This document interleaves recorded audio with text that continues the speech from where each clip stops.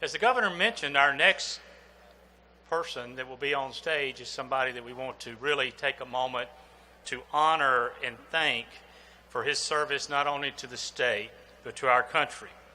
For the past 10 years, U.S. Congressman Gregg Harper has served the citizens of Mississippi in the 3rd Congressional District with honor and dignity since being elected in November of 2008. But what you may not know is it may have been one of those early jobs that Congressman Harper had that laid the groundwork for him to deliver. You see, while he was in college, he spent a little time working for UPS.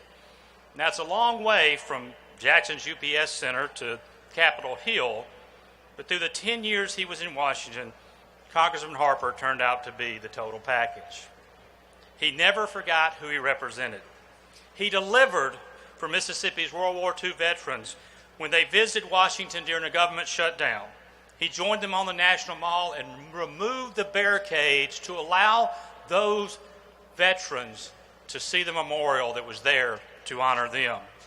He delivered for students with disabilities by funding and founding the first congressional internship program for individuals with intellectual disabilities.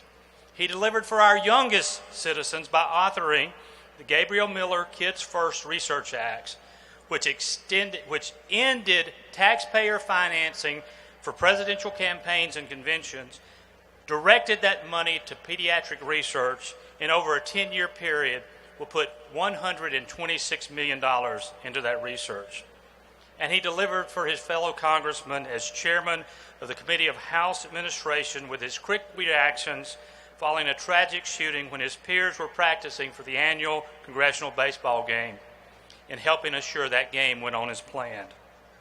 You see, the work he does as chair of the House Administration Committee or serving on the influential House Committee on Energy or where he's chairman of the Oversight Committee or chair of the Joint Legislative Committee on Printing and the Library of Congress, those are all important.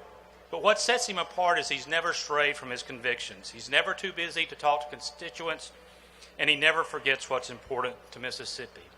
The congressman and his wife, Sydney, are also committed to continuing to support families with children with special needs. Throughout his time in Congress, he continued to come home, teach Sunday school to youth here in Mississippi. Now, when he retires from Congress, I'm sure he'll be glad not to have to go back to Washington each week. But I guarantee you one thing, he's not going to retire from making Mississippi a better place.